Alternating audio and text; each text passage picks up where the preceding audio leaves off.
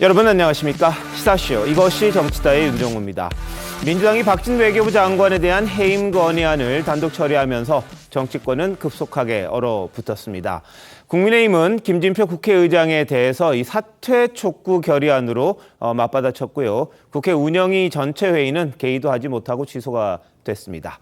자, 이런 가운데 조금 전 들어온 소식입니다. 한동훈 법무부 장관이 한 달간 밤길 미행을 당한 것으로 지금 전해졌습니다.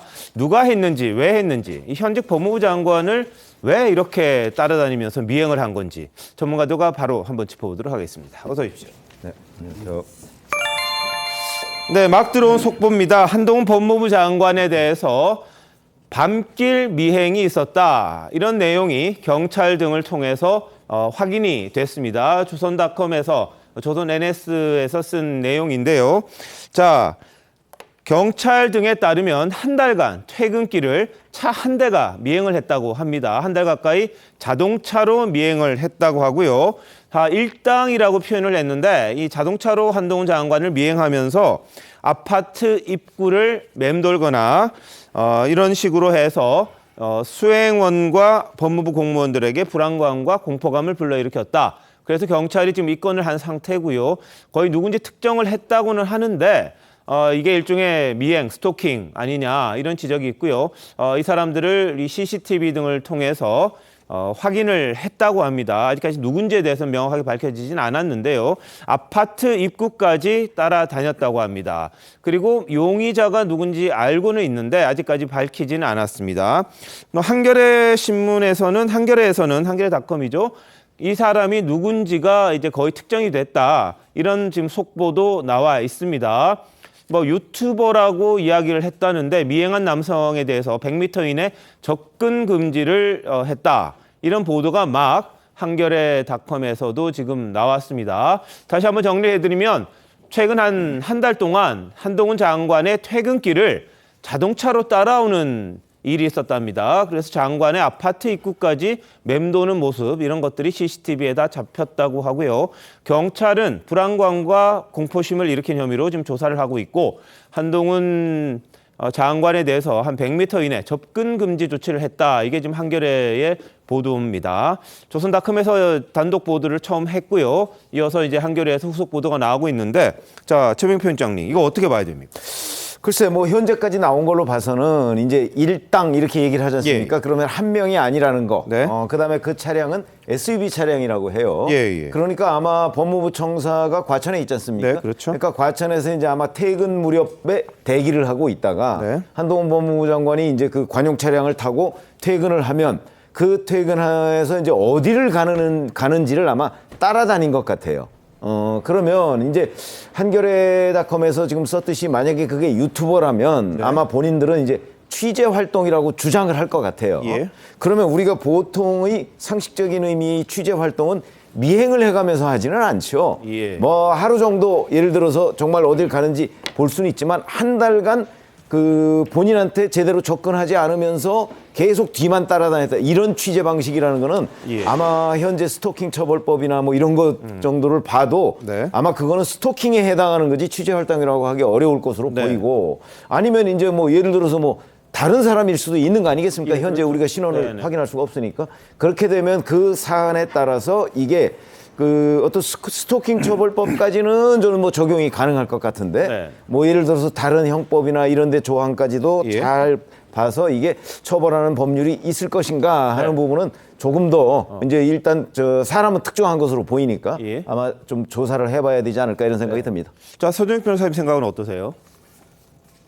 제가 보기 정당한 이유 없이 상대방에게 접근하거나 따라다님으로써 불안감을 준다. 이런 게 스토킹 행위입니다. 예. 이게 지속적이고 반복이 되면 스토킹 범죄가 되는 거예요. 네. 그러면 이제 3년 이하의 징역이 되고요. 예. 근데 자동차는 위험한 물건이죠. 판례가. 예. 따라서 이제 5년 이하의 징역입니다. 네. 근데 지금 경찰은요. 100m 이내에 접근하지 말라는 긴급 조치를 한 거죠. 네. 그리고 이제 법원에 사후 선언을 받아야 됩니다. 아. 근데 제가 이런 재판을 많이 해봤는데 네. 110m 따라다니 110m에서 100m 이내 접근하지 말라니까 예. 딱 거리를 재가지고 그래요? 이거 가지고는 이게 저는 미흡하다. 제가 보기에 5년의 징역입니다.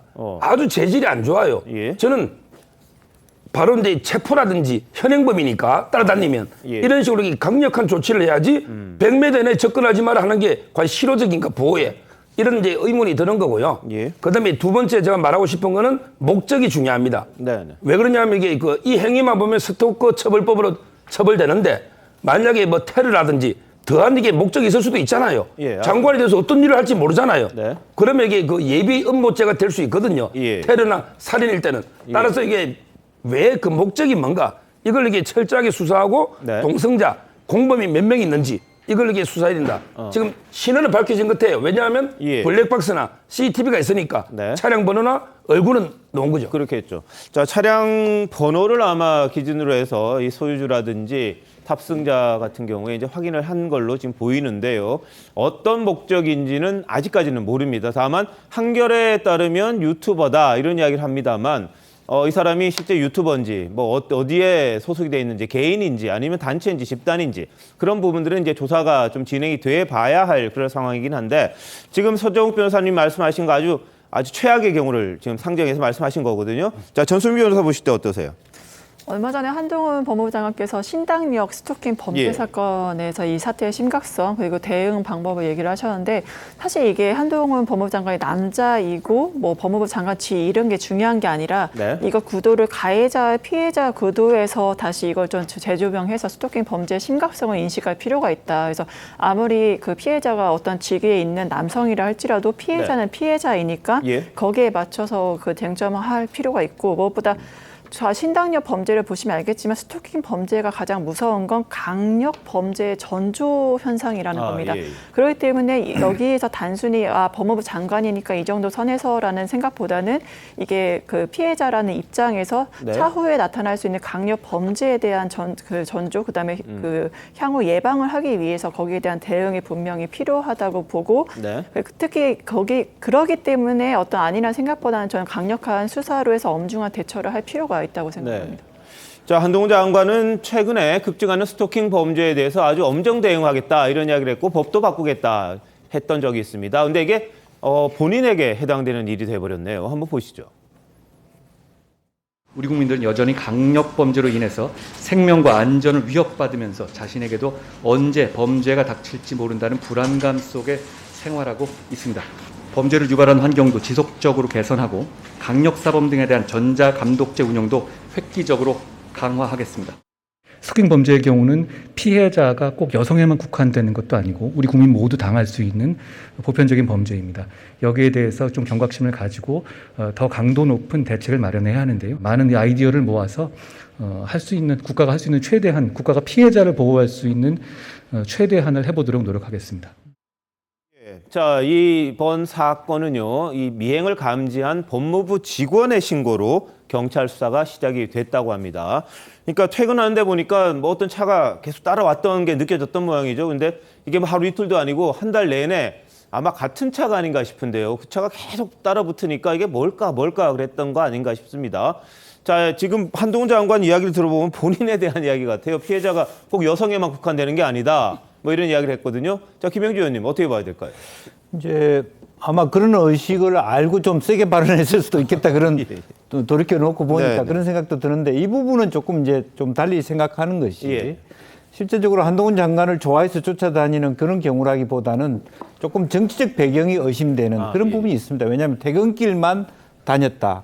하루 종일 쫓아다니는 것도 아니고 딱 그런 의미는 물론 미리 잘라서 그렇게 단언할 수는 없겠습니다만은 한동훈 장관의 사생활을 캐기 위한 어떤 의도, 예. 그러니까 퇴근 뒤후에 밤생활 뭘 하느냐, 누구를 만나느냐 이런 의도 네네. 있는 접근일 수 있기 때문에 개인 간에 좋아서 스토킹하는 거하고 좀 다를 수 있겠다는 생각도 잠깐 물론 이제 더 조사를 해봐야 알겠습니다만 이제 그런 의미에서 나중에 저 논란은 가면 사실은 그 따라다닌 정치적 배경이 뭐냐, 누가 했냐에 따라서 상당히 정치적 파장도 예상되는 그런 부분이 아닌가 그렇게 생각이 듭니다. 알겠습니다. 자, 그러면 이게 이제 사생활, 공적 생활이 아니라 사생활에 대한 뭐 취재라든지 아니면 뭔가 알아내기 위해서 움직였다. 자, 김현주 대변인 어떻게 보세요? 이런 것들은 스토킹하고 좀 다른 겁니까? 어떻습니까? 전체적으로 스토킹의 범죄에 있다고 볼 수 있겠죠. 아, 최근에 예. 그 신당역 사건으로 인해서 그것이 상당히 충격적인 사건이었기 때문에 일반 대중들도 스토킹이라고 하는 것이 이렇게 엄청난 결과를 가져올 수 있구나라고 해서 상당히 경각심을 가지고 있던 와중에 네. 어떻게 보면 그 법무행정을 총괄하고 있는 법무부 장관을 반복적으로 해서 저렇게 미행을 했다는 사실 자체가 네. 엄청난 충격을 주고 있는데요. 물론 예. 이것을 수사를 통해서 엄정한 대응을 해야 되겠습니다만 과연 그 의도가 무엇인지 네네. 지금 방금 전에 말씀해 주신 것처럼 어떤 사생활을 좀 엿보기 위한 것이 아니었는가 내지는 어떻게 보면 한동훈 장관이 지금 이 내각에서 상당히 스타 장관으로 인식이 되고 있고 정부에서도 상당한 그 중요도를 가지고 있는 인물이기 때문에 네, 그렇죠. 어떤 정치적 의도 내지는 뭐 이념적으로 좀 다른 반대편에 있다던가 이런 사람들이 쫓아다녔다면 또 그에 대한 것도 예. 무슨 의도를 가진 것인지 상당히 좀 자세하게 그 수사가 이루어져야 되겠다 네. 그런 생각이 됩니다.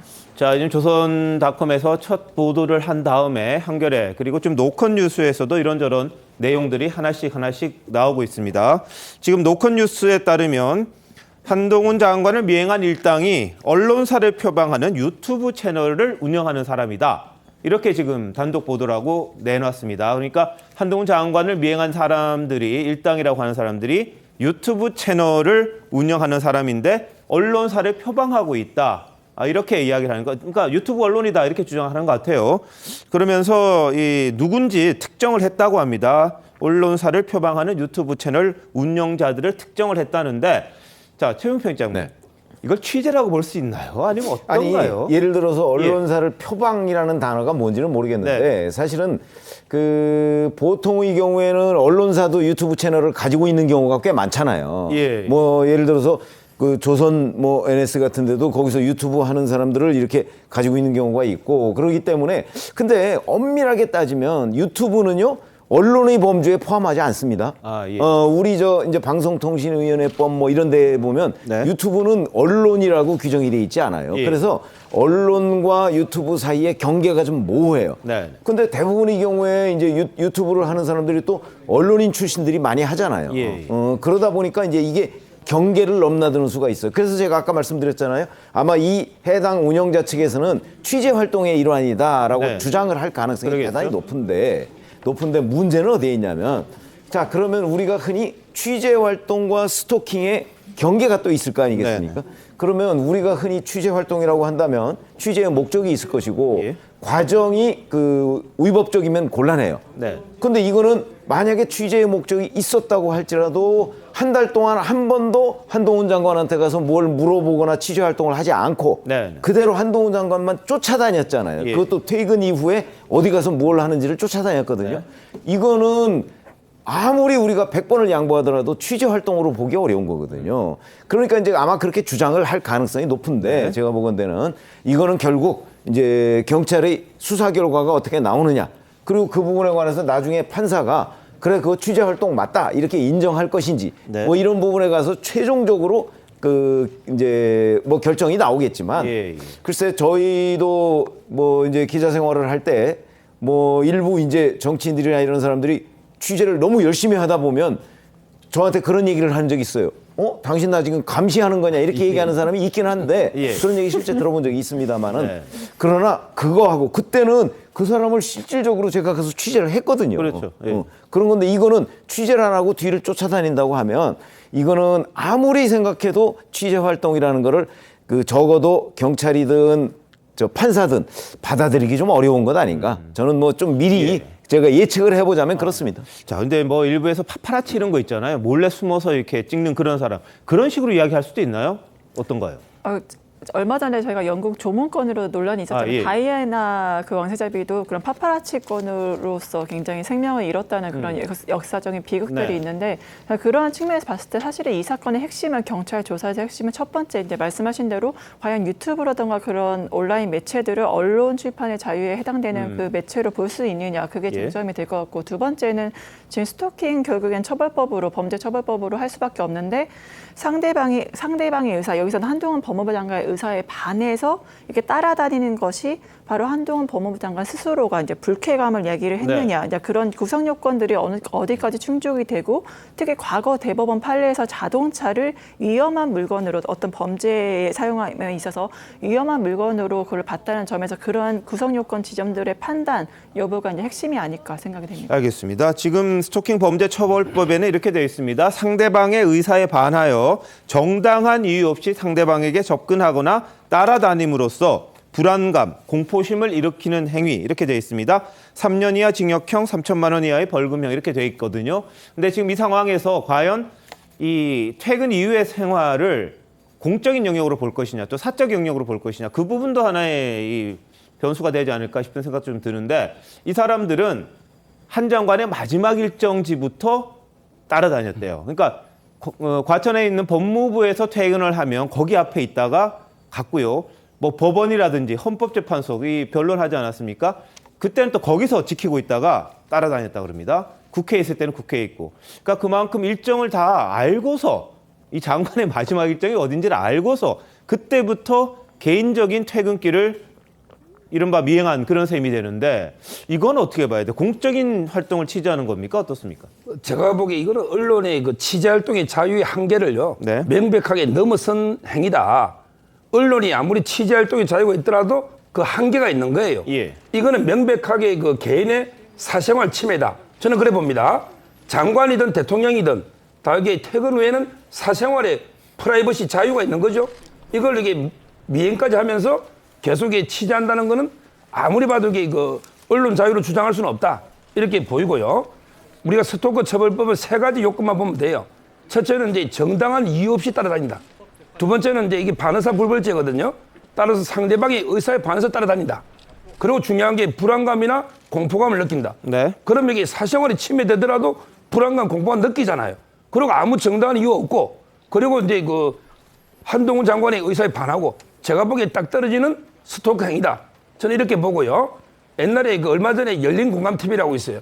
그것도 이게 유튜브면서 언론사를 표방했는데, 그 윤석열 대통령이 장모 있잖아요. 장모를 또 이게 3주간 밀착 미행, 이걸로 이게 또 스토커 그때 범죄 행위다 아니다. 상당히 논란이 있었는데, 예. 이런 이게 행위들이 반복돼서는 안 된다. 네. 이렇게 봅니다.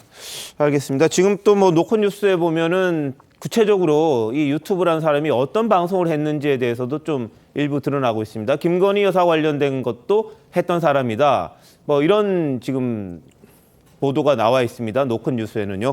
또 들어오는 속보 있으면 계속 전해드릴 텐데, 자, 취재냐 아니면 이게 정말 스토킹, 미행, 뭐 의도를 가진 그런 행위냐, 이 구분하는 것들이 하나의 기준이 돼야 될 것 같은데, 자, 김영주 의원님, 네. 이 정치권에서 예를 들어서 국회의원의 사생활을 캔다든지 이런 부분들하고 맞물렸을 때 이걸 어떻게 봐야 될까요? 이런 것들을. 글쎄요, 참 구분이 애매하죠. 예. 그러니까 예를 들어서 공인이기 때문에 뭐 윤리적인 문제가 있을 수 있고, 또 그런 의미에서 파파리치도 있을 수 있고 일정 정도 있을 수 있는데, 이제 그런 자격 요건에 있어서 분명하게 그 사람의 어떤 그 말하자면 취재에 대한 어떤 이유가 있어야 될 것 같아요. 그러니까 무슨 문제가 있어서 그 사람의 취재를 하는 일환으로서 그것을 해봤다든지 어떤 구성 요건이 있어야 되는데, 밑도 끝도 없이 장기간 동안 다닌다는 건 적절하지 않고, 아무리 실제적으로 장관은요 24시간 거의 자유시간이 없습니다. 비서로부터 벗어날 시간도 거의 없고, 집에 가서부터 또 아침에 출근할 때부터 24시간 거의 뭐 공적인 활동을 하는 사람과 다름없는데, 과연 저런 행위를 한다고 해서 어떤 한동훈 장관의 개인적인 사생활들이 드러날까요? 저는 그렇게는 생각되지 않습니다. 알겠습니다. 자, 이 부분에 대해서는 이제 앞으로 좀 구분해야 될 것도 있고, 이게 유튜버가 뭐 언론이라고 봐야 될지 아닌지, 아니면 이게 공적 활동에 대한 뭐 정당한 취재인지 아닌지 이런 기준을 좀 해야 될 것 같은데, 지금 막 들어온 속보를 보면 또 이렇습니다. 언론사 표방하는 유튜브 채널 운영자들이 지금 미행을 했다 이렇게 특정을 한 것 같고요. 그리고 이 해당 유튜버는 탐사보도 내세웠던 유튜버인데, 이 윤 대통령 엑스파일, 김건희 여사에 대한 각종 논란 등을 그동안 유튜브를 통해서 이 방송을 했던 사람들이고, 최근에 이 대표이사직을 사임하면서 이 간판을 좀 바꿨다 이런 이야기가 있습니다. 예전에 했던 유튜버 채널에서는 나와서 새롭게 뭐 아마 출발을 했던 것 같아요. 그래서 윤 대통령의 엑스파일, 김건희 여사와 관련된 내용들을 줄곧 방송해 왔던 사람들이랍니다. 대충 아시겠죠? 아니 그 정도만 되면 예. 이제 관심이 있는 분들 예를 들어서 이제 저희도 뭐 비슷하게 하고 있잖아요. 예. 그러다 보니까 관심 있는 사람들이 이게 뭐다 하는 거 금방 알죠. 금방 알고 최근에 그 해당 그 유튜버는 미국으로 갔어요. 대선이 예. 끝나고 나서 미국으로 가서 미국에서 모금 활동을 하는 과정에서 이제 지금 여기 남아 있는 팀하고 갈등이 생겨서 서로 그 분리가 됐거든요. 예. 그래서 지금 이제 아마 그 저 취재 활동이라고 주장하고 있는 저 사람들은 그 남아 있는 그 멤버인 것 같아요. 그 멤버로 보면 거기에 이제 뭐 과거에 기자 생활을 했던 사람도 있고 뭐 이러니까 저희는 금방 알죠. 아는데 이제 문제는 지금 얘기하셨듯이 뭐 거의 뭐 제가 관측하기에는 이제 취재 활동이라고 주장할 가능성이 아주 높다. 네. 그러면 그 한계가 어디까지냐 이게 가장 큰 쟁점일 가능성이 네. 있죠. 알겠습니다. 자, 지금 뭐 저희들 속보를 전해드리고 있는데요. 한동훈 법무부 장관을 근 한 달여 따라와서 미행했던 용의자들이 지금 특정이 돼서 경찰이 조사 중이다. 이런 이야기가 지금 나오고 있습니다. 조선닷컴이 단독으로 보도를 했던 내용인데 이어서 한겨레 노컷 뉴스들이 또 후속 보도를 이어가고 있는데 뭐 언론사를 표방하는 유튜브 채널 운영자들이다 이렇게도 돼 있고요. 또 예전에 윤 대통령의 엑스파일, 김건희 여사 관련 방송을 해왔던 사람들이다 이런 보도들도 좀 이어지고 있습니다. 대충 누군지는 짐작이 갑니다만 아직까지 저희들이 뭐 확인이 안 됐으니까 말씀 못 드리겠는데 여하튼 한동훈 장관의 아마 퇴근길, 그러니까 퇴근한 다음에 어디를 가는지를 줄곧 따라서 이 뭐 이른바 취재라고 주장을 할 것 같은데 어쨌든 미행, 스토킹 이런 식의 방식을 통해서 차를 타고 한 장관의 퇴근길을 한 달여 가까이 미행했던 용의자들이 지금 특정이 돼서 경찰 조사를 받고 있다, 경찰이 수사를 하고 있다 이런 내용이 속보로 막 나왔습니다. 자, 김현주 대변인, 뭐 장관에게는 무조건 이렇게 가도 되느냐 이런 것도 좀 논란이 될 것 같아요. 지금 뭐 이야기가 나왔습니다만 과연 그 범주가 어디까지인가, 이것이 과연 취재 범위에 해당되는 것인가, 더군다나 뭐 사명을 최근에 바꿨다고 해서 편향적 시각이 분명한 이 논조에 변화가 있을 것인가라는 생각도 해보게 되고요. 아울러서 뭐 이 경우에는 스토킹 처벌법에 그 해당되는 그 범주에 있다고 생각이 됩니다만 정부 요인이라고 할 수 있지 않습니까? 장관들도 그 이번 일을 계기로 해서 요인들에 대한 어떤 그 경호나 이런 것들도 다시 한번 좀 각성할 필요가 있다고 생각이 됩니다. 최근에 일본에서 그 아베 전 총리가 피격을 당해서 네. 사망하는 사건으로 인해서 예. 전 세계적인 충격을 주기도 했었는데요. 물론 이번 경우는 어떤 특정 목적을 가지고 뭐 취재다라는 것을 표방하면서 접근을 한 것으로 예상이 되지만 네. 뭐 신종 범죄가 지금 과거에는 없던 것들이 많이 등장하기 때문에 네. 주요 요인들에 대해서는 경호에 대해서도 다시 한번 심각하게 생각해봐야 될 지점이 아닌가 생각이 됩니다. 알겠습니다. 뭐 좀 전에 최용묵 편집장께서 이 어떤 사람들인지에 대해서 언급을 좀 하셨는데 남아있는 사람인지 떠난 사람인지 그건 좀 애매합니다. 그래서 누군지는 저희들이 특정을 못 하는데 다만 뿌리가 어딘지는 대략 저희들이 짐작은 가요. 근데 거기서 이제 지금 남아서 계속 하시는 분인지 아니면 거기서 나와서 계시는 분들이 하는 건지는 모르겠는데 여하튼 언론사를 표방하는 유튜브 채널 운영자들이 한동훈 장관을 근 한 달여 가까이 미행해서 지금 경찰 수사를 받고 있다는 내용이 잠시 전 속보로 들어와서 저희들이 좀 전해드렸고 이 문제의 핵심이 뭔지 저희들이 좀 이야기를 해봤습니다. 자, 이런 가운데 이재명 민주당 대표 지지자들로 보이는 이른바 뭐 개혁의 딸, 개딸이라 그러죠. 이 한 장관 탄핵 운동에 나서겠다고 이야기를 했습니다. 이유가 있을 텐데요. 한 장관은 자신에 대한 탄핵론에 대해 입장을 밝혔던 적이 있습니다. 한번 보시죠. 다수당의 책임 있는 정치인들께서 한 달 넘게 저에 대한 탄핵을 이렇게 돌아가면서 말씀을 하고 계시는데요.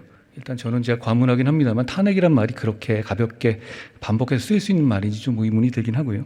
저는 깡패나 마약 그리고 부패 정치인들의 범죄를 수사해서 국민을 범죄로부터 보호하겠다는 것이 탄핵 사유가 되는지 국민들께서 판단하실 거라고 생각합니다. 네. 자, 뭐 탄핵이란 말에 대해서 이렇게 이야기를 했습니다. 그런데 이 대표 지지자들의 이 탄핵 움직임은 좀 다른 의미가 있는 것 같습니다. 민주당 당원들이 뭐 자발적으로 만든 인터넷 카페에서 지금 한동훈이 정치를 시작했고 대선 경쟁자인 이재명을 무슨 일이 있어도 멸문지화시킬 거다. 그러니까 빨리 탄핵해야 된다. 이런 주장 같아요. 지금 이제 우리 헌법의 그 해임 건의안하고요. 예. 탄핵은 이제 질적으로 틀립니다. 네. 해임 건의안은 사유가 없어요. 헌법에. 그냥 이번에 박진 장관처럼 해임 건의를 했지 않습니까? 네. 근데 탄핵은 분명히 헌법이나 법률에 위법이 있는, 즉 위법 행위를 해야만 이게 그 탄핵이 되는 거예요. 예. 전혀 사유가 달라요. 해임 건의안은 따라야 될 구속력도 없지만 네. 탄핵은 심판이 헌재에서 날 때까지 직무가 정지되지 않습니까? 근데 저는 이런 게 개딸들이 주장하는 탄핵 사유를 보면 오히려 이제 검찰이 수사를 열심히 하는 이걸 가지고 이게 탄핵하자, 이거는 완전히 어불성설입니다. 예를 들어 이제 그 검찰이 수사를 갖다가 범죄자를 보고도 덮어두고 수사를 안 했다. 그러면 이게 직무유기 아닙니까? 그러면 탄핵 사유가 돼요. 아니 이재명 의원의 범죄가 이렇게 산더미처럼인데 왜 수사 안 해나? 이거는 탄핵 사유가 돼요. 그런데 수사를 열심히 한 데서 검찰을 탄핵한다? 이거는 말이 안 되는 저는 논리다. 이렇게 봅니다. 예. 자, 이유가 있을 것 같은데 어때? 당내는 분위기 어떻습니까? 지금 민주당에서는 세 가지 정도가 좀 핵심적으로 논의가 되고 있는, 첫 번째는 김건희 여사에 대한 특검법에 대해서 논의가 되고 있고, 두 번째는 어떠한 사건에 대한 조작이라든가 봐주기를 처벌하는 법 왜곡이나 아니면 어떤 공직자 자리에 있을 때 공소시효가 중단되는 법에 대해서 논의, 마지막으로 지금 말씀해주신 한동훈 법무부 장관이나 이상민 장관에 대한 이제 해임 건의안이라든가 탄핵에 대한 논의, 이 세 가지가 주로 그 핵심 논의로 진행이 되고 있습니다. 아무래도 한동훈 장관에 대한 논의는 전에 제가 이 정치에서도 말씀드렸지만 정부 조직법에 그 법무부에 그 명시된 어떠한 그 범위가 있는데 그 범위를 벗어난 시행령 통치를 하는 게 아니냐. 그래서 그러기 때문에 시행령이 오히려 상위 법안을 위반을 해서 이제 그런 국회를 우회해서 뭔가 통치를 하려는 게 아니냐라는 그런 우려 속에서 이제 얘기가 나오는 것이고, 이상민 그 장관의 경우도 마찬가지로 그런 시행령 통치를 통해서 이제 경찰국을 신설하고 이제 다시 검찰의 지금 검찰 개혁에 대한 원래 취지를 무마시키려는 게 아니냐, 아마 그러한 논의 속에서 이러한 탄핵론, 그다음에 해임 건의안이 나오는 게 아닌가 싶습니다. 자, 김영주 의원님 보실 때 어떠세요? 이런 움직임들이 도움이 될까요? 도움이 안 된다고 봅니다. 사실은 기본적으로 어제 했던 해임 건의안도 민주당의 원로들이 보기에는 오히려 면죄부를 준다. 결과적으로 이번 외교 행보에서 나타나는 국민들이 느끼는 여러 가지, 사실은 여론조사 지표에서 드러나고 있는 문제점들을 오히려 민주당이 과하게 대응해 버림으로써 실제적으로 보면 면죄부를 준 꼴이나 다름 아니고, 특검법이나 탄핵 이런 부분에 대해서 실제 탄핵은 가당치도 않은 어떤 법적 요건도 안 된 부분이기 때문에 다수당이라고 하는 것을 가지고 이러한 비생산적인 정치화에 앞장서는 순간 현재 여당과 대통령이 지니고 있는 여러 가지 문제점들을 민주당이 가져갈 수 있는, 이점으로 가져갈 수 있는 것을 오히려 스스로 문을 닫는 것이다. 저는 그렇게 보고요. 네. 그럼 이럴 때일수록 진짜 조금 더 민생에 간다든지 통화수협이라든지 여러 가지 어떤 금리 이런 부분에 관련해서 조금 더 깊이 있게 정책 정당으로 걷어가지 않으면 지금 이 논의 자체는 결과적으로 저는 탄핵돼야 될 사람들은 등이라고 했던 그런 민주당 법사위원들이라고 봅니다. 예, 알겠습니다. 이재명 대표에 대해서 검찰 수사가 최근 들어서 본격화되는 양상을 보이면서 네. 그동안 논란이 됐던 여러 가지 안들에 대해서 지금 송치되는 안들도 나오고 있는데, 이런 검찰 수사 본격화에 대해서 이른바 강성 지지층, 개딸들 이런 분들이 본격적으로 불안감을 자인하는 것이 아닌가, 저는 이제 그렇게 생각이 됩니다. 임명된 국무위원에 관해서 탄핵을 하기 위해서는 헌법과 법률에 상당한 위반이 있어야 되는데 어떻게 한동훈 장관 되자마자부터 계속해서 탄핵 얘기가 나오고 있습니다. 오죽하면 본인조차도 그 탄핵에 관한 의견을 이야기하고 했었는데요. 그 죄가 있는 것을 덮을 수도 없고 없는 죄를 만들 수는 더더욱 없다. 이런 이야기를 하지 않았습니까? 그렇기 때문에 시행령을 지금 빌미로 해서 이것이 어떤 위헌 소지가 있는 것이 아니냐라는 이야기를 하고 있지만, 지금 삼권 분립이라는 체제 하에서 입법에서 법을 만들면 행정부는 이를 집행하는데, 시행령이라고 하는 것은 대통령의 고유 권한입니다. 그 입법부에서 만든 법안을 잘 행정부에서 시행하기 위한 법령으로 만든 것이 시행령인데 어차피 그 검찰청법 개정안, 형사소송법 개정안, 소위 얘기해서 검수완박 자체에서 중위 등으로 바뀌면서 그것을 넓게 해석해서 일반 민생과 연관이 있는 그런 법을 검찰에서 제대로 수사하고 기소하겠다는데 왜 이것에 관해서 탄핵을 들고 나오는 것인지 참 이해하기가 어렵습니다. 네. 자, 한동훈 장관은 이재명 대표에 대한 검경 수사가 야당 탄압이라는 주장이 나오자 이렇게 이야기를 했습니다. 보시죠.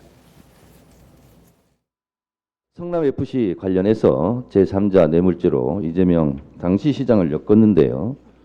이재명 당시 시장 혹시 넌지시 건네는 이렇게 돈 받으신 적 있습니까? 네, 읽으세요.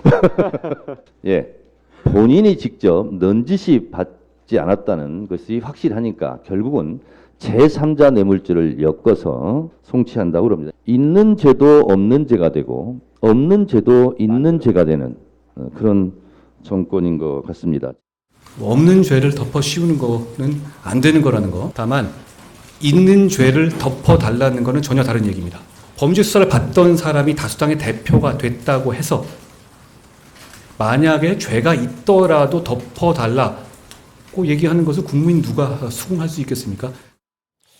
예. 자, 한 장관 저렇게 이야기를 했고요. 민주당에서는 없는 죄도 죄가 된다 이렇게 이야기를 합니다. 어떻게 보십니까? 글쎄요, 뭐 저거는 뭐 그냥 상식적으로 판단하면 될 것 같습니다. 사실은 문재인 정부 때 검찰에서 지금 현재 이재명 대표와 관련해서 수사하고 있는 내용의 대부분은 그때 일어난 일이잖아요. 그게 이제 뭐 예를 들어서 2018년 뭐 바른정당의 고발로 생긴 일도 있고, 그다음에 뭐 이제 뭐 그 경선 민주당 대선 후보 경선 과정에서 불거진 문제도 있고, 그다음에 친문 정당이죠 깨시민 뭐 여기에서 고발을 해서 생긴 문제도 있고 여러 가지가 있고 또 이제 그 중에 일부는 또 국민의힘 고발로 이제 지금 진척되고 있는 문제도 있는데 이런 것들이 대부분 문재인 정부의 검찰과 경찰에서 제대로 수사가 되지 않았단 말이죠. 그게 이제 정권 교체가 되면서 윤석열 정부에서 지금 그 일종의 수사의 뚜껑을 여는 정도에 저는 불과하다고 보거든요. 그렇기 때문에 이거를 뭐 어디에서 덮었다 그런 걸 여기서 다시 또 뭐 꺼내서 뭘 한다 네. 뭐 이렇게 따질 일이 아니고 자 이게 범죄 혐의가 있느냐 없느냐 국민들은 있느냐 없느냐는 그 문제에 대한 진상규명을 그게 윤석열 정부든 문재인 정부든 저는 그렇게 원하고 있다고 생각을 하기 때문에 지금 저 논란은 정파적 주장으로 뭐 누구를 수사하고 뭐 누구를 탄압하고 있다 저는 그게 아니라 네. 정말 우리 국민들이 의문을 품고 있는 부분에 관해서 검찰이든 경찰이든 정파와 상관없이 예. 그 진상을 조사해서 드러내준다 네. 하는 그런 개념만 가지고 있으면 좋겠다 이런 생각이 듭니다. 알겠습니다. 자, 민주당의 김남국 의원 이재명 캠프 핵심 인사였죠. 정치 보복 수사다 이렇게 이야기를 합니다. 보시죠. 결국에는 무리한 이재명을 가둬두기 위한 수사하기 위한 무리한 어떤 정치보복 수사다. 지난주에 아주 정말 황당한 그런 어떤 법무부 인사를 봤는데요. 이재명과 관련되어서 털어서 먼지가 안 나오면 사건을 만들어서라도 죽여라라는 그런 메시지라고 저는 생각이 되기 때문에 이것은 심각하고 특수부의 아주 잘못된 만들어내기, 먼지털이, 정적주기 수사, 표적 수사라고 저는 보고 있습니다. 알겠습니다. 예, 자 표적 수사다 이렇게 이야기를 했습니다. 김남국 의원, 자 어떻게 보십니까? 제가 알기로 정권이 바뀌가 새로 놓은 게 하나도 없어요. 전부 이게 문재인 대통령 때 자기들끼리 이게 싸우다 고발한 것도 있고요. 다른 이게 내부 고발자나 이런 것 때문에 나왔지. 윤석열 정권 들어서 새롭게 놓은 게 없다는 걸 말씀드리고, 그다음에 그 먼지털이라고 하는데 뇌물은 이게 1억만 넣으면 10년 이상의 징역입니다. 어떻게 이거 160억 성남FC 후원금 또는 이게 23억 변호사비 대납 이런 여러 가지 쌍방울 의혹 이게 뭔지입니까? 저는 도저히 납득이 안 되고요. 마지막으로 한동훈 장관 탄핵할 때요. 이번에 우리 전 변호사님도 말씀했지만 민주당에서는 시행령, 네. 검수완박을 무력화하는 시행령을 만드니까 탄핵 아니냐 네. 이 주장하잖아요. 예. 이게 번지수 잘못 짚은 겁니다. 박진 장관 해임 건의안 할 때요. 네. 바이든을 48조 만난 게 큰 사유래요. 그러면 이게 바이든 대통령을 해임 건의해야죠. 아니 박진 장관이 48조 만나고 싶 만났습니까? 바이든 대통령이 일정을 하루 줄이고 네. 하다 보니까 짧게 만났는데 왜 바이든 대통령 해임 건의 안 하고 박진 장관을 합니까? 자, 시행령은 누가 만듭니까? 시행규칙이 우리 헌법 법률 시행령 시행규칙이 있습니다. 네. 장관이 만드는 거는 시행규칙이에요. 예. 시행령은 대통령령입니다. 그것도 이게 국무회의 심의를 거쳐야 됩니다. 네. 한동훈 장관이 만들 수 있는 게 아니에요. 그러면 이게 탄핵하려면 국무회의 거치고 대통령을 해야지 왜 한동훈 장관 합니까? 네네. 전부 이게 번지수를 잘못 찍고 있는 거예요. 네, 뭐 박진 장관 말씀하셨는데 박진 장관 48초 때문에 지금 해임 건의안이 한 게 아니고 거기에 따른 박진 장관이라는 위치인데 결국엔 국격 손상과 국익 훼손이라는 이유로 지금 해임 건의안이 먼저 제안된 것을 말씀을 드리고요. 그다음에 결국에 이런 총체적인 문제는 뭐 정치 김남국 의원이나 민주당 쪽에서 이게 정치 보복이다, 정치 수사 아니냐 하는 것은 이미 뭐 예를 들어 쌍방울 수사건만 하느라도 이미 그 박성호 판사가 이화영에 대한 뭐 구속영장 기각하면서 뭐 구속의 상당성과 도주 이 증거인멸의 우려가 없다라고도 얘기했고 이미 끝난 사안을 다시 보완 수사를 경찰에 명을 해서 다시 꺼내서 하는 것들. 그리고 원래 기존의 쌍방울 변호사비 대납 사건에 대해서 기존에 있는 라인들을 다시 재바꿔서 우리가 알고 있는 윤석열이나 윤석열 그다음에 한동훈 법무부 장관 그 사단 라인으로 다시 재배치를 하고 재수사를 한다는 것 자체가 그 모양새가 어느 누가 보시기에도 이거는 한동훈 법무부 장관이 구체적 수사에 개입을 안 하겠다고 말씀하셨음에도 이런 라인이 바뀌고 다시 재수사를 하는 과정들이 충분히 국민들이나 민주당으로서는 의혹을 가질 수밖에 없다 이렇게 네. 말씀을 드립니다. 알겠습니다. 뭐 수사와 관련된 부분은 법원에서 이제 판단이 한번 내려져 봐야 이거에 정말 보복인지 아닌지 뭐 적절한 수사인지 아닌지 한번 판단 기준이 될 것 같습니다. 지금 상황에서 뭐 보복이다 아니다 정당한 수사다 이렇게 이야기하는 거 결과로서 드러나지 않을까 싶은데요. 자, 속보 한번 다시 전해드리고 이어가도록 하겠습니다. 한동훈 장관에 대한 밤길 미행 수사와 관련한 내용입니다. 한 달간 퇴근길에 미행을 당했다는 게 한동훈 장관 측의 이야기였고요. 고소장을 접수를 했다고 합니다. 누군지는 특정이 됐습니다. 피의자는 30대 남성이라고 하고요. 윤 대통령을 비판했던 유튜브 채널 운영과 관련이 됐던 사람이라고 합니다. 그리고 차량을 소유했던 사람이 용의자라고 합니다. 그러니까 차량 소유주가 그 차를 타고 이 한 장관을 계속해서 미행을 했고 한 10여 킬로씩 미행을 했다 이런 내용이 지금 나와 있고요. 경찰은 100m 이내 접근 금지, 범죄 피해자에 대한 안전 조치를 신청을 했다 이렇게 돼 있고 이 채널이 어딘지는 나왔어요. 옛날에 무슨 땡땡 TV 관련인 이렇게 나왔는데 지금은 그 채널과는 관계가 없는 사람이라고 합니다. 거기서 나와서 딴 채널을 운영하고 유튜브 채널을 운영하고 있다는데 30대 용의자는 특정이 됐고요. 그 외에 동승자가 누군지 이제 파악을 하고 있다고 그러고요. 그리고 이와 관련된 전체적인 이 관련자들에 대해서도 경찰이 수사를 확대할 걸로 지금 보인다는 그런 보도들이 나와 있습니다. 자, 이 한동훈 장관에 대한 미행, 일종의 스토킹 내지는 뭐 유튜브라고 하니까 뭐 취재라고 주장을 할 것 같긴 합니다만 이 내용이 한 달간 이어졌다는 게 지금 잠시 전에 속보로 들어와서 저희들이 전해드렸습니다. 다음 이슈입니다. 박진 외교부 장관 해임 건의안이 민주당 단독 처리로 국회 본회의를 통과했습니다.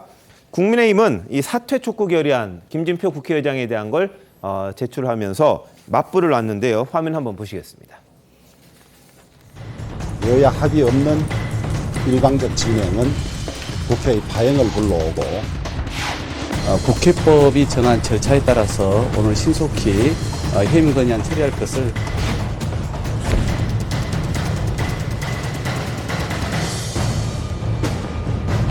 순방이 국민에게 남긴 것은 대통령의 욕설과 그에 따른 부끄러움뿐입니다. 문재인 대통령이 중국에서 10개 중에 8개를 혼밥을 할 때 무엇을 하셨습니까?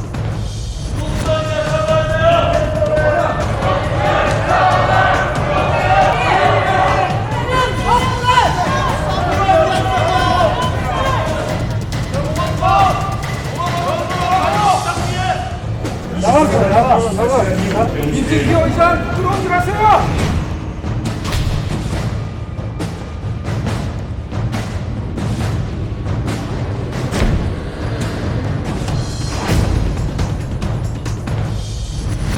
박진 해임 건의안은 총 득표수 170표 중 다 168표, 부 1표, 기권 1표로 가결되었음을 선포합니다.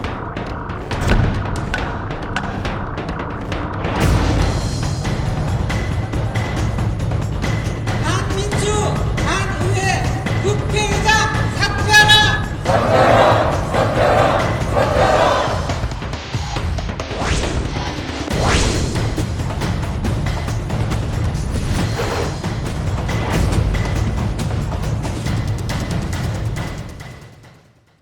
네, 장관 해임 건의안 헌정사상 7번째입니다. 2016년 이후 6년 만이고요.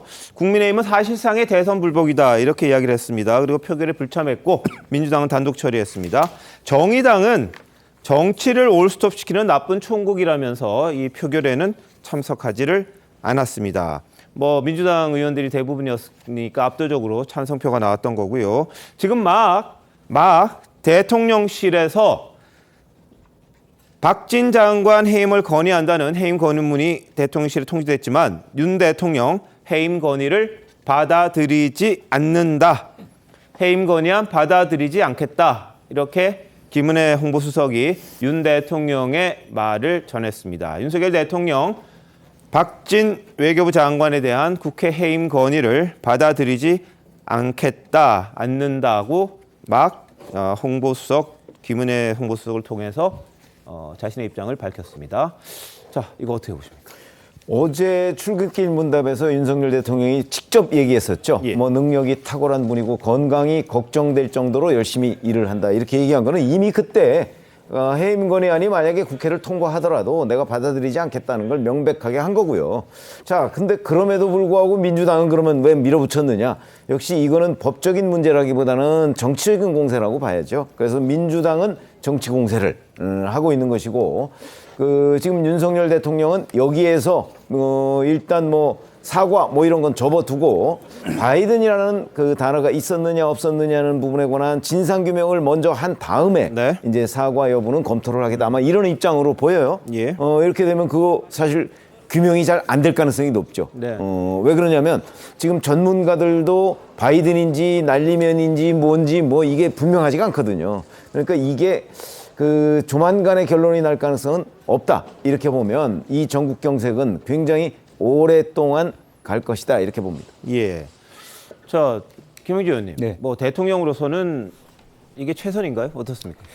글쎄요, 지금 사실은 그 부분을 얘기하기 전에 김진표 의장이 조금 이 문제를 그냥 그대로 받아들여서 강행 처리하는 것은 조금 과하다. 그런 의견들이 이렇게 흔들리기 시작하면 국회가 훨씬 더 어렵기 때문에 마지막에 설령 민주당의 요구대로 하더라도 한두 번 정도는 좀 중재하거나 늦추거나 하는 그런 부분에 어떤 액션 없이 바로 이렇게 수용하는 것들이 앞으로 이번 2년간의 국회가 굉장히 어렵다. 특히 여당의 국회의장에 대한 공격이 심화될 것이다. 그런 부분이 있고요. 이미 이런 상태라면 대통령께서도 사실은 뒤로 물러설 수 없는 그런 부분이 있기 때문에 어차피 이것은 과거에 이제 임동훈 장관이나 김두관 장관 같은 2001년, 2003년 같은 경우는 실제로 두 분 다 사퇴를 하셨어요. 그런데 실제로 그렇지 않을 것이 예상되는 과정에서 이런 사단이 있고 민주당은 그런 정치 공세를 한다 하더라도 제가 걱정하는 것은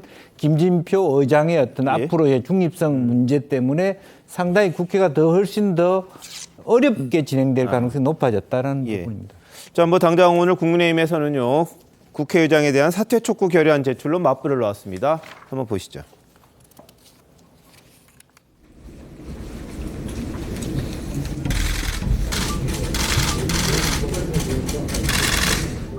국회법상 국회의장은 당적을 보유하지 않도록 규정을 하고 있습니다. 어제 김진표 국회의장은 우리 국민의힘과 협의도 제대로 하지 않고 일방적으로 의사일정 변경을 동의해 줌으로써 중립성에 대한 국회법의 취지를 정면으로 배치했다고 생각을 합니다.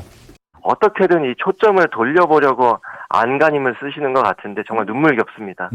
국회의장에게까지 책임을 돌리는 것은 이제 정말 이 뻔뻔함을 넘어 이 후한무치하다. 네, 그냥 정치적이고 상징적인 제스처죠. 뭐 사퇴 권고안 같은 것이 국회에서 처리될 리도 없고 또 그런 전례도 없는 것 같습니다. 네, 뭐 지금 국회 상황을 보면 대통령과 정면 승부를 벌이는 그런 모습이고요. 여야도 아주 첨예하게 뭐 서로 양보도 없고 타협도 없고 그냥 정면 충돌하는 그런 양상입니다. 어떻게 보셨습니까? 이번 해임안이 이제 2016년 이후 처음입니다. 이 말은 이제 전 두 가지를 말하고 싶은 게, 그러면 이제 외교 참사 때문에 해임 건의한 거 아닙니까? 그러면 문재인 정권 5년 동안에 얼마나 부끄러운 참사가 많았습니까? 예를 들어 이제 중국 가서 10개 중에 7, 8개를 혼밥도 먹고, 그리고 이제 베이징 대학에서는 중국을 높은 삼봉울이다 이렇게도 하고, 심지어 이게 또 어떤 경우는 정상들 사전에도 빠져버리고, 어떤 경우는 제가 보기에 태극기 있잖아요. 국기도 반듯하게 못해서 구불구불한 완전히 뭐 제대로 다리지 않은 이런 국기도 달고, 나라 이름도 착각해서 나라 이름도 거꾸로 써버린 이런 정말 외교 참사가 많았습니다. 근데 한 번도 외무부 장관 해임 건의안이 없었어요. 근데 저는 그걸 되돌아봐야 된다. 문재인 정권은 그걸 말씀드리고, 그다음에 두 번째, 이번 해임 건의안 사유가 도저히 납득이 안 돼요. 아까 근데 제가 바이든 48조 부분은 바이든을 해임 건의해라 그렇게 말씀드렸고, 그다음에 일본은요. 일본은 문재인 대통령한테 가서 따져야죠. 왜냐하면 이게 문 대통령이 말도 안 되게 강제징용이든 이런 위안부 합의든 국가 간의 약속을 뒤집었잖아요. 그래서 한일 관계가 최악이 된 걸 이번에 윤 대통령이 30분 나온 회담을 통해서 좀 바로잡아보자 이런 거 아닙니까? 왜 이게 해임 사유가 됩니까? 그리고 마지막 해임 사유 중에 MBC 자막 있잖아요. 이거는 저는 제가 보기에 가장 정확한 건 AI라 봅니다. 왜 그러냐면 이게 사람은 누구나 자기 이념이나 또는 선입관, 각인효과에서 자기 듣고 싶은 대로 듣는 거예요. 예를 들어 이제 진보 좌파는 다 바이든으로 듣고, 보수 우파는 또 날리면으로 듣고, 이건 이미 의식이 지배를 하는 거예요. 그러면 가장 정확한 거는 자동 음성 인식기. AI는 의식이 없잖아요. 우리가 보통 자막이 나오지 않습니까? 방송하면 자동으로 기계가. 이걸 들어보니까 욕설이 전혀 없고 바이든이라는 말이 없다. 이런 게 나오지 않습니까? 따라서 저는 확실치도 않은 사유 아닙니까? 이걸 가지고 세 가지 이유로 박진 장관을 저는 하는 거는 결국 국익 자해행위다. 네. 이렇게 저는 보는 거예요. 알겠습니다. 지금 말씀하셨으니까 이 바이든이냐 날리면이냐 뭐 여론조사를 해봤더니 뭐 바이든으로 들린다는 게 많습니다. 근데 이게 이념 성향에 따라서 이게 또 바이든이냐 날리면이냐가 또 갈립니다. 보수층은 날리면이라고 그러고요. 이른바 진보라고 하는 분들은 바이든이라고 그러고. 그러니까 이념 편향성에 따라서 이게 들리는 게 아니냐 이런 지적이 지금 나와 있는 그런 상황이죠. 그러니까 너무 극명하게 차이가 나니까 이 객관적인 게 도대체 뭘까라는 것에 대한 좀 의문이 들긴 드는데, 어쨌든 오늘 이재명 대표도 보면은 좀 신중하자, 바이든 아닌 것 같기도 하다 그랬다가 오늘은 바이든이다, 욕설이다 이제 강하게 나갔어요. 자, 전수비 대변인, 뭐 이건 어떻게 봐야 될까요? 저는 국민들의 목소리가 진짜 뭔지 알고 싶으면 여론조사가 중요합니다. 오늘 한국 갤럽조사 결과가 나왔고요. 잘 아시겠지만 갤럽조사에서 지금 윤석열 대통령의 직무 수행에 대해서 긍정평가가 24%로 다시 내려갔습니다. 결정적인 건 바로 이번에 순방 외교의 외교 참사라고 생각하는 가장 많은 퍼센테이지 부정적인 이유가 뭐냐라고 했을 때 바로 외교가 나왔거든요. 그리고 대통령의 부적절한 발언 그런 것들 차후에 이은 부정적인 이유인데 이게 바로 국민 여론입니다. 지금 24%까지 떨어졌고요. 그러면 왜 국민들이 이렇게 부정적으로 생각하는지에 대해서, 그리고 왜 민주당이 바로 국익 훼손, 국적 손상을 이유로 박진 외교부 장관을 해임 건의안을 냈는지를 좀 이게 정치적으로만 해석하지 마시고 국민들의 목소리, 민주당의 목소리를 듣는 계기가 되셨으면 좋겠다. 과거에 문재인 정권은 어땠냐라고 말씀하셨지만 지금 민주당이 근거 없이 하는 게 아니라 정말 국익이 단순히 태극기가 구겨지고 뭐 혼밥 먹고 이게 아니라 정말 천문학적인 저희가 수치에 국익이 훼손됐다는 손해를 봤다는 거죠. 가장 중요한 것은 인플레이션법에 바로 인플레이션 감축법에 우리가 분명히 주미 한국 대사관에서 보고를 했음에도 펠로시가 그때 방한을 했음에도 제대로 대응하지 못한 것부터 시작해서 조문이 없는 조문외교 아니냐, 아니면은 뭐 여러 가지 그 욕설이라든가 그 미국 의원들한테 조롱을 들어야 되는 그런 상황들, 아니면 대국민 듣기 평가를 결국에 실시하게 했다는 이 모든 상황들이 사실 대통령께서 저는 순서가 첫 번째 사과를 하시고 그 다음에 MBC의 보도가 정말 맞는지를 이런 순서대로 좀 하셨으면은 지금 이렇게까지 문제가 커지진 않았을까라고 생각하고, 지금은 검찰총장이 아니라 대통령이시기 때문에 그 직위에 맞는 발언이라든가 대통령실의 대응이 정말 절실히 필요하다 생각합니다. 알겠습니다. 자, 그런데 이제 박진 장관 오늘 뭐 해임 건의안에 대해서는 착잡한 심정 밝혔습니다. 그러면서도 이제 뉴욕 순방 당시에 윤 대통령이 어떤 말을 했는지 기자들이 물었더니 이렇게 답을 했어요. 보시죠. 실제 그날 들으신 내용이 대통령께서 어떤 말씀을 하셨는지. 제가 이렇게 대통령 옆에 지나가면서 이해한 취지는 우리가 이렇게 세계 질병 퇴치를 위해서 공유하겠다는 발표를 했는데 그것이 제대로 국회에서 통과되지 않으면 창피한 거 아니냐, 이런 의미로 받아들였습니다. 그것은 미국에 대한 얘기가 아니고 이것이 국회에서 잘 처리되기를 바라는 그런 마음에서 하신 말씀이라고 이렇게 생각을 합니다. 네, 박지인 장관은 바이든은 아니다, 이런 취지를 지금 설명을 했던 부분이고요. 그리고 김대기 대통령 비서실장은 이번 뉴욕 순방과 관련된 부분을 가짜 뉴스가 발단이 됐다, 강공을 선언한 거죠. 총칼 없는 외교 전쟁의 선두에 있는 장수의 목을 친다는 건 시기적으로나 여러 측면에서 맞지 않다, 이렇게 어제 직접 대응을 했었습니다. 자, 김현주 대변인, 뭐 박진 장관의 이야기가 나왔고요. 이제 김대기 실장은 굉장히 강하게 가짜 뉴스의 문제점을 지적을 했는데 이건 어떻게 보십니까? 박진 장관이 문제 대통령 발언이 있었을 때 그 한 프레임 안에 나오지 않았습니까? 가장 곁에 있었기 때문에 지금 이야기하시는 내용이 그 사실관계에 부합하지 않나라는 생각을 해보게 되는데요.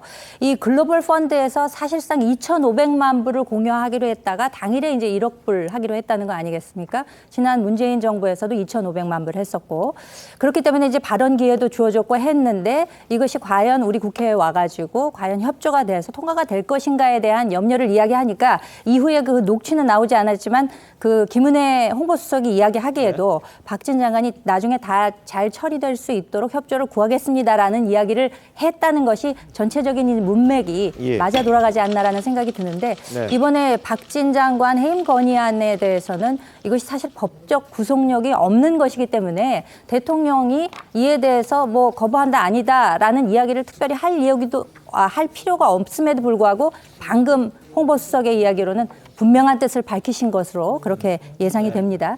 이에 대해서 김대기 비서실장의 경우에는 여러 가지 좀 강한 어조로 이야기를 하면서 어제 직접 브리핑을 했는데 뭐 외교 참사라는 뭐 이런 이야기에 대해서 그러면서 뭐 또 이를 해결하기 위한 좋은 아이디어가 있으면 내달라라는 이야기를 했다 그래요. 근데 저는 그 아이디어는 스스로 내셔야 되는 것이 아닌가라는 그런 생각을 해보게 되고요.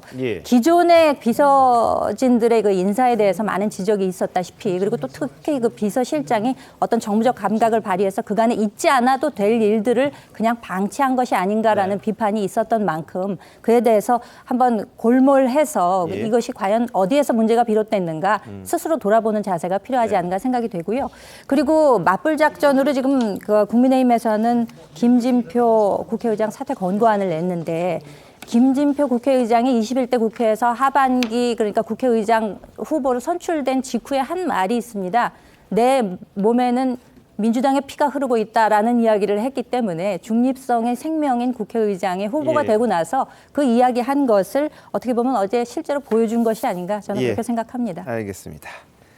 자, 이런 가운데 성원용 서울대 전기정보공학부 명예교수가 이런 이야기를 했습니다. 엉터리 자막은 음성 편집 변조와 비슷한 역할을 한다. 데이터 변조는 사소한 것이라도 용인되어서는 안 된다. 그리고 왜 바이든이라는 게 들리는 사람이 있고 안 들리는 사람이 있을까? 자신의 경우 직접 들어봤는데 절대 저렇게 들리지 않더라. 이미 자막 때문에 그런 것 아니겠느냐. 이런 이야기를 했습니다. 자, 최민표 평장님 좀 보셨습니까, 이 글을요? 그러니까 아니 저희도 예. 들어봤잖아요. 이제 수십 번을 들어봤는데 네. 바이든이라고 생각하고 들으면 또 그런 것 같기도 하고 예. 뭐 난리면이라고 생각하고 들으면 또 그런 것 같기도 하고 뭐 그래요. 네. 왜 그러냐면 저게 기본적으로 소음이 너무 심해요. 그 자리에. 그다음에 이게 사실은 그 윤석열 대통령이 혼잣말처럼 한 거란 말이죠. 특별히 누구 뭐 박진 장관이나 옆에 박진 장관이 있었고 뒤에 김성한 외교실장이 있었는데 그 누구를 쳐다봐가면서 그 사람한테 뭐라고 얘기한 거는 아닌 것으로 보여요. 그냥 혼잣말처럼 이거 뭐 국회에서 이렇게 되면 어떻게 하지? 뭐 이렇게 얘기를 한 거란 말이죠. 그렇기 때문에 뭐 목소리를 크게 낸 것도 아니고 그다음에 이 카메라가 또 그 일정한 정도로 계속해서 입 모양을 비춰주지 않아요. 예. 그러니까 입 모양을 가지고서 유추할 수도 없어요. 그러니까 지금 뭐 사람마다 전부 다 다르단 말이죠. 근데 그걸 MBC에서 맨 처음에 본인들도 자신이 없으면서 사실은 MBC 그 뉴스데스크에서 그 해당 기자를 출연시켜서 이 당시 상황을 얘기한 게 있어요. 그러면 그 당시 상황을 뭐 전문가한테 물어서 자기네들이 바이든이라고 표기한 것도 아니고 그냥 그 기자실 현장에서 보니까 자기들도 뭐 좀 애매했는데 뭐 바이든이라고 얘기하는 기자들이 많더라. 예. 뭐 이런 식의 얘기거든요. 이거는 전혀 그 자기들의 그 자막 입힌 거에 대한 정당성을 확보할 수가 없어요. 네. 그런 관점에서 본다면 지금 MBC가 저는 자막을 자기들이 확신할 수 없는 상태에서 바이든이라고 달았다. 네. 그렇게 봐도 별 무리가 없는 것 같고 그런 점에서 바로 성원용 교수가 저렇게 데이터 조작이다 이렇게 얘기를 하고 있는 겁니다. 뭐 이거에 대한 궁극적인 결론은 네. 아마 뭐 저는 뭐 수사기관으로 이제 넘어가겠죠. 누군가 고발을 했으니까 네. 넘어가서 결국 법정에서 밝혀지겠지만 지금은 누가 들어봐도 이건 바이든이라는 것으로 명백하게 들리지는 않는다. 네네. 그건 분명한 사실인 것 같아요. 알겠습니다. 특히 성 교수는 이제 음성 인식기를 많이 써봤다고 합니다. 이 음성을 녹음된 걸 음성 인식기 일종의 뭐 기계죠. AI 기계라고 할 수 있을 텐데 넣어봤더니 그 바이든이라는 단어가 나오는 경우는 없었다. 이렇게 이제 주장을 하고 있더라고요. 그래서 이걸 객관적으로 볼 수 있는 게 과연 뭘까? 사람은 이미 바이어스, 그러니까 편향성이 있기 때문에 자신이 생각하는 것 내지는 이미 인지됐던 걸 중심으로 말을 듣게 되는데 기계는 편견이 없으니까 거기에 넣어봤더니 이 바이든이라는 말은 나오지 않더라. 그 대신에 좀 이렇게 이상해요. 신인 안 해주고 만들면 뭐 팔려서 이렇게 정도 나왔다는 거거든요. 우리가 이야기했던 것과 또 다른 인식을 기계는 하는 것 같아요. 그래서 이 성 교수 같은 경우에는 어쨌든 간에 정확하지 않은 걸 이야기할 때는 자막 같은 것도 일종의 조작이 가능한 조작으로 볼 수 있다. 그래서 데이터는 절대 건드리면 안 된다. 그냥 있는 그대로 사람들에게 들려줘야 되지 자막이라는 걸 통해서 변조된 모습을 보여주면 안 된다. 이런 결론을 좀 내린 것 같습니다. 자, 그런데 이재명 민주당 대표는 오늘 지금 들어도 바이든이 맞지 않느냐, 욕했지 않느냐 이렇게 지적을 했습니다. 보시죠. 국민의힘 당이 정말로 이 적반하장에 얼굴이 두껍다 이런 생각이 듭니다. 국민도 귀가 있고 국민도 판단할 지성을 가지고 있습니다. 거짓말하고 겁박한다고 해서 생각이 바뀌거나 들었던 사실이 없어지지 않습니다. 지금 들어도 바이든 맞지 않습니까? 네. 네. 욕했지 않습니까? 네. 맞습니다. 잘못했다고 해야지요. 나는 기억 못하겠는데 틀릴 가능성이 있다는 게 이게 대체 상식에 부합하는 말인가 의문이 갑니다. 예, 자 이재명 대표 욕했지 않습니까? 이 말에 바로 국민의힘에서는 똑같이 돌려드린다, 형수 욕하지 않았냐 이렇게 또 이제 서로 간에 공방이 이어지는데 참 바람직하지는 않은 것 같은데 어떻습니까? 저도 이게 형수 욕설을 많이 들어봤어요. 근데 들을 때마다 저도 귀가 있으니까 또렷하게 그 욕설은 의심의 여지가 없이 욕설로 이게 듣깁니다. 근데 이번에 윤석열 대통령의 발언은요, 음성 인식기는 정치 좌우 보수 진보가 없잖아요. 근데 음성 인식기도 바이든이나 욕설을 감지 못하지 않습니까?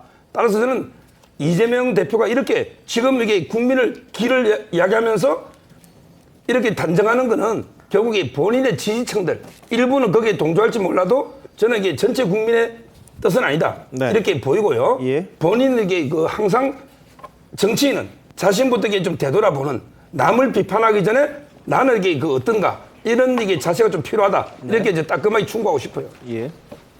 그 남을 되돌아보는 태도 분명히 중요합니다. 근데 아시겠지만 한나라당 당시에 박진 대변인이 전에 이제 김두관 행자부 장관에 대해서 발언을 해임안 건의하면서 한 게 있지 않습니까? 그게 뭐 전에 너희도 이러지 않았냐, 우리도 이런다 이렇게 내로남불 서로가 서로를 그 공격하기 위해 과거에 이랬다는 거를 얘기하는 거는 정말 그만 좀 했으면 좋겠고요. 개인적으로는 사실 이거를 저는 그러니까 우려스러운 거는 이게 설마 야당이든 여당이든 존재하는 이유는 정말 국민을 위해서, 국민을 섬기기 위해서, 나라가 잘 되기, 국익을 위해서 있는 건데 그럼 국익적인 측면에서만 정말 외교적인 측면, 경제 다 초월해서 봐도 그 점에서 너무 아쉽다는 거냐면 잘 아시지만 보수는 경제, 외교, 안보에 강하다고 일반적인 그 시민들이 인식을 하고 있는 상태에서 이번에 이제 외교 뭐 참사라까지 불리는 그 모든 행보들이 과연 지금의 보수, 이제 경제도 정말 잘하고 외교안보 잘하는 그런 모습을 과연 대통령실이나 대통령이나 지금 행정부에서 보였는지에 대해서 좀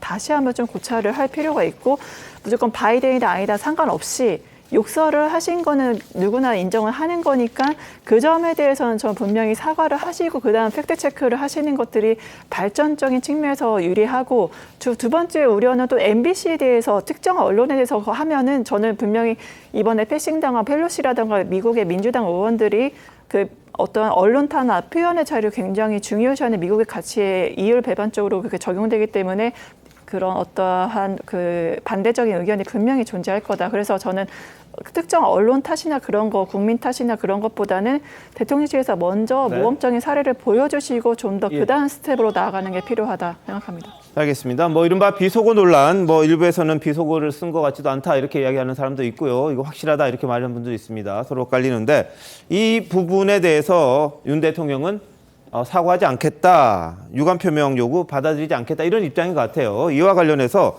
여야 인사들이 뭐라고 이야기하는지 한번 보시죠. 비속어 논란이 이렇게 장기화될 일인지 유감 표명을 하실 생각 없나요?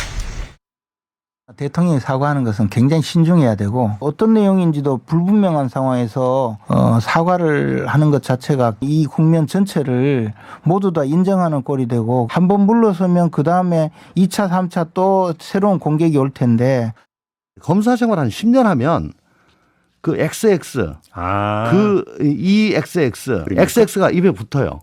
정말 쿨하게 인정하고 내가 긴장을 너무 빨리 풀었다. 편하게 속내를 갖다 좀 이 얘기를 했는데 그게 어떻게 또 다 찍혔네. 그 내 말실수를 한 것 같아서 내 참 유감이다. 앞으로 내 이런 일 없도록 유의하겠다. 그럼 그거 이해하고 넘어가지요. 네, 이 부분에 대해서는 이제 엇갈립니다. 대통령 스스로도 확실하지 않다. 근데 잘 모르겠다 이런 입장인 것 같아요. 근데 이게 만약에 사실인지 여부를 판가름하기 힘든 상황에서 바로 사과를 했을 경우에 그 뒤에 있을 후폭풍 이런 것들이 대통령으로서는 감당하기 어렵다. 지금 상황에서 그렇게 하면은 전체가 다 이 한미 동맹과 관련된 부분도 다 같이 넘어간다. 이런 생각을 해서 조금 마다하고 있는 그런 상황 같습니다. 명확하다면 당연히 뭐 유감 표명도 할 수 있을 것 같은데 어떻게 보세요? 저는 이런 생각을 해봤어요. 저게 이제 그 당시 녹음된 걸 가지고서 여러 다른 사람들이 들어봤잖아요. 근데 윤 대통령 본인이 들어보면 어떨까 이런 생각. 본인이. 왜냐하면 본인이 한 말이니까. 네. 그렇죠? 본인의 말 습관이나 이런 것들이 있거든요. 그래서 본인이 들어보면 저는 더 기억이 되살아날 수도 있고 아니면 어떻게 잘 들릴 수가 있을 거라고 생각을 해요. 그러면 이제 이게 두 가지 아닙니까? 지금 이제 욕설을 했다는 그 부분과 바이든이라고요. 그러면 지금 윤 대통령은 바이든이 아니라는 거는 명확하게 지금 본인이 인식을 하고 있는 것으로 보이고 그러면 이제 욕설 부분이 지금 기억이 나지 않는다라는 그 언론 보도가 많이 나왔잖아요. 그럼 본인이 들어보면 그걸 기억을 되살릴 수가 있지 않겠습니까? 그래서 그런 생각에서 본인이 들어보고 정말 이게 둘 다 아닌 것 같다. 바이든도 아니고 욕설도 아니고 뭐 그러면 지금처럼 나갈 수밖에 없을 것이고 그렇지 않으면 분리 대응을 하는 것도 하나의 방법이다 이렇게 생각합니다. 알겠습니다. 뭐 대통령이 언제 또 입장을 밝힐 경우가 있을 것 같긴 합니다만 아직까지는 이 자막 조작 사건이라는 단정을 하고 규정을 하고 언론의 이 자의적인 해석 그리고 이를 자해 외교 참사라고 하는 민주당의 책임을 돌리는 그런 상황이고요. 민주당은 박진 장관 해임 건의안으로 여당에 대한 여권에 대한 공세를 펼쳤습니다. 자, 앞으로 어떻게 될지는 국민들이 참 답답합니다. 지금 경제 어려운데도요. 이렇게 여야가 싸움만 한다는 것에 대해서 과연 어떤 평가를 내릴지는 한번 지켜봐야 될 부분입니다. 미국 해리스 부통령이 방한하고 이제 떠났습니다. 그 직후에 북한은 동해상으로 단거리 탄도미사일 2발을 또 발사를 했습니다. 오늘 한미일 3국은 연합 대잠 훈련을 시작했습니다. 영상 한번 보시죠.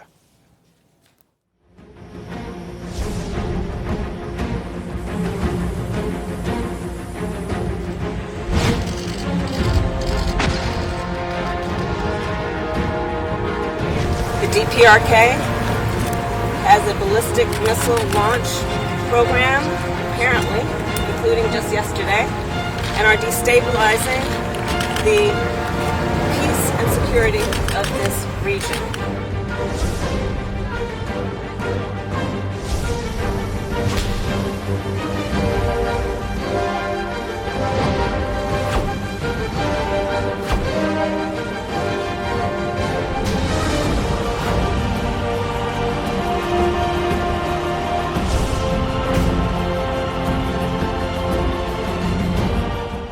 네, 북한은 닷새 사이에 5일 사이에 3번 미사일을 쐈습니다. 특히 해리스 부통령이 떠나자마자 또 미사일을 발사를 했어요. 오기 전에도 쐈고요. 근데 이 한미일 연합훈련은 SLBM, 북한이 지금 개발하고 있는 잠수함 발사 이 미사일에 대한 부분이었는데 우리 한국에서는 구축함 문무대왕함이 참여를 했고요. 미국에서는 로널드 레이건 이 항공모함이죠. 그리고 순양함, 구축함 이런 여러 척이 투입이 됐습니다. 일본 해상자유에 대해서도요. 아사히함, 구축함입니다. 구축함을 투입해서 대잠 훈련을 했습니다. 이게 거의 5년 만에 하는 합동훈련이라고 하는데 논란이 하나 있어요. 일본이 포함된 합동훈련을 독도 인근에서 한다. 독도 인근에서 어떻게 할 수 있느냐 이런 주장을 일부에서 합니다. 근데 이게 인근이라는 게 독도에서 동쪽으로 150km 떨어진 공해상에서 하는 훈련이라고 하는데요.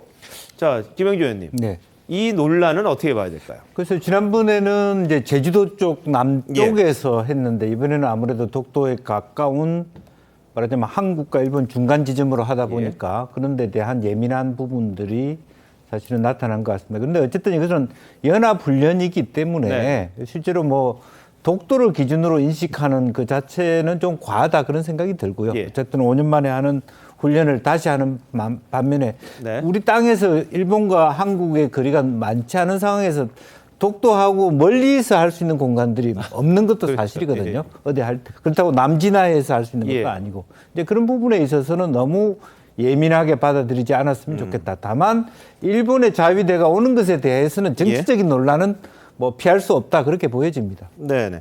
자, 지금 아까 저희 지도를 한번 보여드렸는데 저희도 독도 인근이라 그래서 근데 인근 150km를 인근이라고 표현을 하더라고요. 그런데 지금 저렇게 한번 반경을 보면 독도에서 일본에서 가장 가까운 게 오키섬입니다. 근데 150km를 조금 벗어나요.